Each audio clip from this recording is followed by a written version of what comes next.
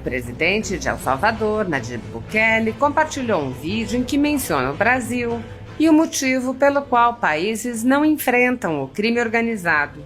Bukele afirmou: "Não existe governo que não possa eliminar a criminalidade. Isso é absurdo.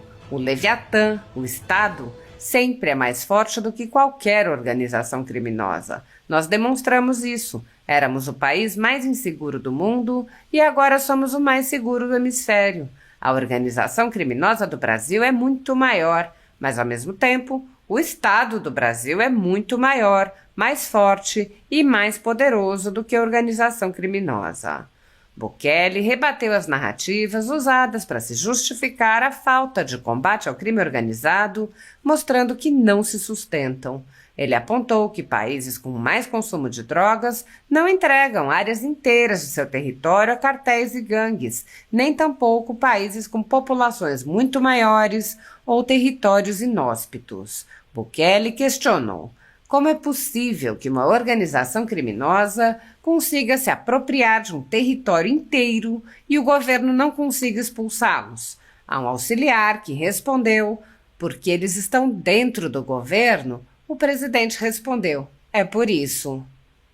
Bukele reiterou: a execução pode ter as suas complexidades, mas antes de tudo é preciso partir da teoria. Não existe Estado que não possa eliminar a criminalidade. Pelas redes sociais, Bukele rebateu outra narrativa de que ele só teria conseguido controlar seu território por se tratar de um país pequeno. Ele respondeu a uma postagem que comparava o tamanho de El Salvador com o do México e disse: "Estou vendo muitas publicações como esta e, na verdade, não entendo a obsessão com El Salvador. De qualquer forma, 28 dos 32 estados do México têm uma população igual ou menor que a de El Salvador. Por que, então, não conseguem resolver a questão da segurança em um único estado, com menos habitantes que El Salvador, se tem os recursos de um país com 130 milhões de habitantes? Resolvam a questão da segurança em um estado primeiro, depois no seguinte, e assim por diante, até abranger esses 28 estados." Nayib Bukele também compartilhou um vídeo com um trecho de discurso do presidente Donald Trump, em que Trump falava sobre os criminosos que estão sendo deportados dos Estados Unidos e levados para uma prisão em El Salvador. No discurso, Trump lembra que os criminosos eram muito durões enquanto agiam sem qualquer controle nos Estados Unidos e rebate os juízes que vêm tentando impedir as deportações. Trump diz: "É um bando de bandidos, eles vêm da Venezuela, das prisões da Venezuela. São pessoas muito, muito perigosas, mas não parecem tão perigosos quando os guardas tomaram conta da situação. Quero agradecer ao presidente de El Salvador, é um amigo meu. Ele está fazendo um ótimo trabalho. É inacreditável que os esquerdistas estejam agindo para trazê-los de volta." Trump prosseguiu: "A nova política dos esquerdistas é trazê-los de volta. Vamos trazer o trem de Aragua de volta ao nosso país. Vamos trazer os piores. Eles são os piores criminosos e pareciam muito frágeis nas mãos da polícia. É muito impressionante. Os esquerdistas não estavam lá quando os bandidos estavam no Colorado cortando os dedos de um homem que ligou para a polícia. Eles pareciam bem mais durões lá do que depois, com as cabeças raspadas e as mãos algemadas." Trump afirmou: "São bandidos durões, são pessoas más. Não queremos essas pessoas no nosso país. Não podemos deixar um juiz decidir isso. Ele não concorreu à presidência e não recebeu 80 milhões de votos. E simplesmente não podemos deixar isso acontecer. Seria muito ruim para o nosso país." Eu acho que não tem governo que não possa eliminar a criminalidade. Isso é absurdo. O Leviatã, o Estado, sempre é mais forte que qualquer organização criminosa. Nós demonstramos isso. Éramos o país mais inseguro do mundo e agora somos o mais seguro do hemisfério. A organização criminosa do Brasil é muito maior, mas, ao mesmo tempo, o Estado do Brasil é muito maior, mais forte, mais poderoso que a organização criminosa. E o exemplo, porque muitas vezes dizem: mas é por causa das drogas, tá? E o exemplo da Europa, eu sou totalmente contra as drogas e aqui temos um combate ferrenho. Mas na Europa, o consumo de drogas é muito maior do que na América Latina. Muito maior. Legais e ilegais. E não há cartéis. Podem existir traficantes, mas não tem cartéis de drogas. Eles controlam muitos menos territórios na Europa. A França vai deixar o sul do país sob controle de um cartel, o norte sob controle de outro cartel. Não acontece. Por quê? Porque o Estado controla o território. O governo francês pode ter seus defeitos, mas ele controla o seu território. E aqui na América Latina, não. Não podemos controlar o território, temos que deixar essa zona para os cartéis, outra zona para a organização criminosa, outra para as gangues de bairro. Isso não pode ser normal. Algo tem que estar errado. Não pode ser assim que países superpovoados como a Índia ou a China controlem seu território. Países modernos como o da Europa Ocidental controlam seu território.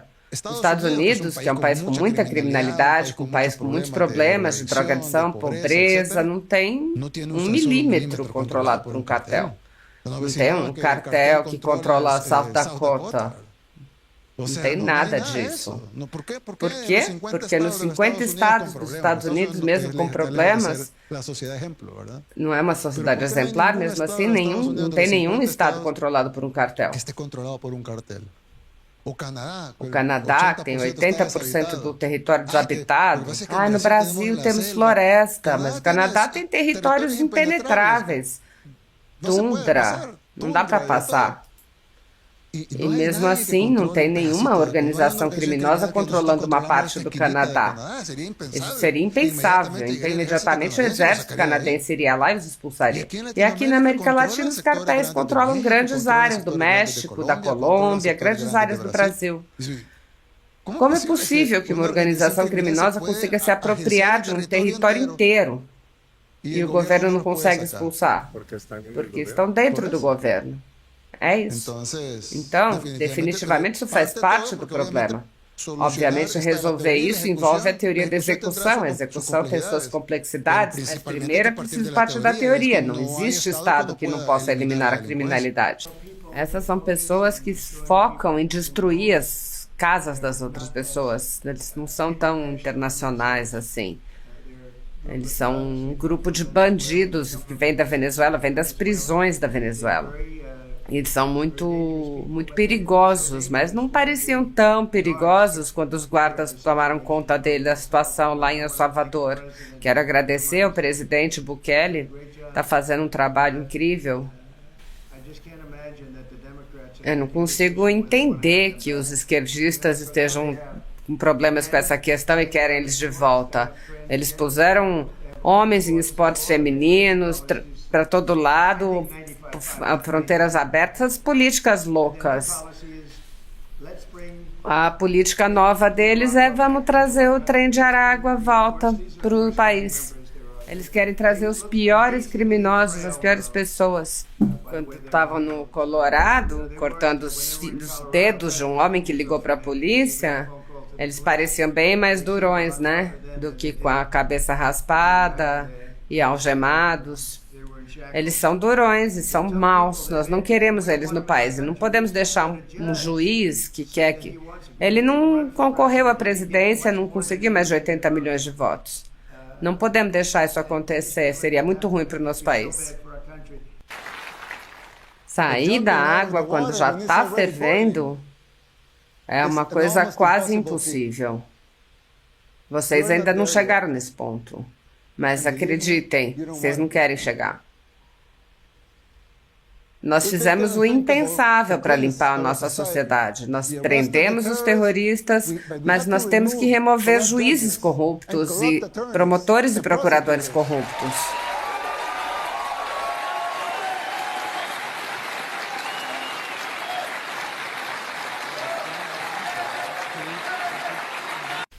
Na conjuntura jurídica atual do Brasil, muitas pessoas estão sendo tratadas como subcidadãos e subhumanos, sendo perseguidas implacavelmente por medidas judiciais invasivas e arbitrárias, sem direito razoável ao contraditório e à ampla defesa, pelo simples motivo de terem manifestado apoio ao ex-presidente Jair Bolsonaro, por expressarem suas opiniões, são alvo de CPIs, de inquéritos secretos conduzidos pelo ministro Alexandre de Moraes no Supremo Tribunal Federal, ou são vítimas de medidas arbitrárias, como prisões políticas, apreensão de bens, exposição indevida de dados, entre outras. O ex-presidente Jair Bolsonaro chegou a advertir em um pronunciamento para uma manifestação da subprocuradora Lindora Araújo, da Procuradoria-Geral da República, que denunciou o uso da técnica da Fishing Expedition por parte do ministro Alexandre de Moraes. A técnica é comum nos inquéritos conduzidos por Moraes contra adversários políticos, jornais independentes e cidadãos que se expressam de maneira crítica contra a conduta de ministros da Suprema Corte. Neste modus operandi, o investigador promove uma devassa em pessoas escolhidas por ele para procurar algum indício, algum motivo para a acusação, em contrariedade ao preconizado pelo direito que deveria investigar fatos. Em inquéritos conduzidos em cortes superiores, observa-se um procedimento característico. Matérias da velha imprensa atribuem um rótulo ou marca a um grupo de pessoas e isso é tido como suficiente para quebras de sigilos, interrogatórios, buscas e apreensões, prisões e confiscos. As matérias e depoimentos de pessoas suspeitas são aceitas sem questionamento e servem de base para medidas cautelares contra as pessoas marcadas. Após promover uma devassa nas pessoas e empresas, no que é conhecido como Fishing Expedition, os dados são vazados para a velha imprensa, que então promove um assassinato de reputações que dá causa a novas medidas abusivas. Conforme vários senadores já notaram, os procedimentos são comumente dirigidos aos veículos de imprensa independentes, em evidente tentativa de eliminar a concorrência, controlar a informação e manipular a população brasileira. Os inquéritos são mantidos abertos por tempo indeterminado para continuarem a produzir seus efeitos devastadores sobre as vidas dos investigados que não têm meios para questionar as decisões. Em um inquérito administrativo no Tribunal Superior Eleitoral, seguindo esse tipo de procedimento, o ministro Luiz Felipe Salomão ordenou o confisco da renda de diversas pessoas, sites e canais conservadores, inclusive a Folha Política. A decisão recebeu elogios dos ministros Luiz Roberto Barroso, Alexandre de Moraes e Edson Fachin. E o inquérito passa de corregedor em corregedor, enquanto a renda do trabalho de famílias e empresas permanece confiscada sem base legal. Após o ministro Luiz Felipe Salomão, já foram relatores do inquérito os ministros Mauro Campbell Marques, Benedito Gonçalves e Raul Araújo. A atual relatora é a ministra Isabel Galotti. A decisão não discrimina os conteúdos e atinge a totalidade da renda dos sites com o objetivo de levar ao fechamento dos veículos por impossibilidade de gerar renda. Todos os nossos rendimentos de mais de 20 meses de trabalho são retidos sem qualquer base legal. Se você apoia o trabalho da Folha Política e pode ajudar, doe qualquer valor através do Pix, utilizando o QR Code que está visível na tela ou o código ajude@folhapolitica.org. Caso não utilize Pix, há a opção de transferência bancária para a conta da empresa Raposo Fernandes, disponível na descrição deste vídeo e no comentário fixado no topo. Há mais de 10 anos, a Folha Política vem mostrando os fatos da política brasileira e dando voz a pessoas que o cartel midiático do país quer calar. Pix ajude@folhapolitica.org